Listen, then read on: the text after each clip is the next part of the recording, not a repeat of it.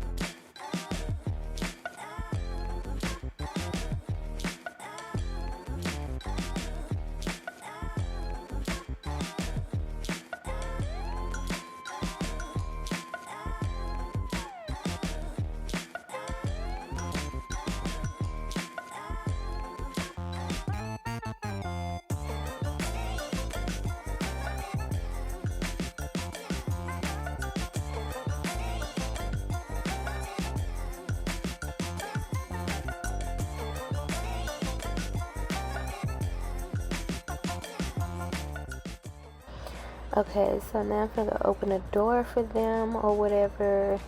I don't know why that TV show was moving so fast, but here they are. It was like a little bestie deal or whatever, and so now just taking off her little. Y'all, I did not even know that she whipped out her own comb and started combing her hair, which is crazy because you see me get like right in her head after she put the comb up. I don't know how I did not notice that. But I do have that rule, like on the site, come detangle. You don't have to come like I already wash, blow dry, and like all this other stuff. But if you know your hair is matted, you got plugs in your hair, like extra kinks, like all of that unnecessary stuff, like take that out. If you need assistance with that, my only requirement is just tell me so I can add more time, because that's what I base my appointments off, like time. I don't like having the next client waiting. And if you don't tell me, that's when I charge you. And a lot of people, they don't read, they don't understand that, and I have that in the policy. Like, I don't charge you unless you don't say nothing. And then they get here and they be so confused, like, yes, you had these braids in for 3 to 4 months, and you didn't think, oh, when I take them down, like, let me separate the roots, get the bulbs out, like, do all this, or at least tell my stylist so she can add time. No, because I do not like having my clients waiting, because you gonna pay that me that little fee, and then I'm gonna discount that from their service for having to wait. So yeah, that's why you have to pay extra. But yeah, I let them drink like my wine because I didn't care. I forgot I had that in there. I really need to restock on that because I do let my clients that are of age drink wine. This little compliment thing that I got going on. But let's get back to this wig style or whatever. So y'all like the wig video that I made, like with the little steps. I didn't feel like doing it this time, so I'm actually talking. I'm sorry. But so she has like relaxed hair and the ends are like straight and stuff like that. So the ends was not staying braided. They was like unraveling, and I let her know, and I told her I was gonna leave like the strand, like you can see the thread right there. I told her I was gonna leave the pieces of thread long, so if she had to take her hair down herself, or even so, like sometimes when you have other people take your hair down, like they need a little bit more help. And my wigs on my head like all lopsided, but y'all, I've been here since like 5 a.m. and they came at like 12. So yeah, I've been busting heads all day and lashes and waxing coochie. So I'm tired, like. But yeah, just put the it don't have to be got to be. You can use any edge control that gets it slick as long as all of the edges are like slick back, and put the dryer on to go ahead and dry them in place. So I like to cut behind the ear when you put the ball cap on. It makes the cap lay a little bit flatter because you know, like around the ear it can kind of be lifted a little bit. So if you spray like your got to be your even, or even when you're trying to like go across it with glue, it'll be like a little air bubble because it's not really laid as flat as it could be. So yeah, but now, so I really was just trying to get rid of some old glue that I had that I don't use anymore, and I only use that like on the caps. I don't really use it to lay like the actual lace. So it's dry, it's on there and everything, but it still hasn't dried clear, and that's what I hated about that glue. So that's why I only use it on the caps now. Still trying to get my money's worth basically. But yeah, so I just picked out her makeup color, putting that on there, put it on the wig, and yeah. So when you cutting like the ball cap off, whether you use, this time I use like the regular wig caps that they have at the store. Usually I use pantyhose, and I really like those better because they melt a little bit better. You do not have to buy, because these Chinese people, these vendors, they be capitalizing on every little trend, and that's smart of them. You don't have to buy the wig caps that they make, and they call them HD wig caps.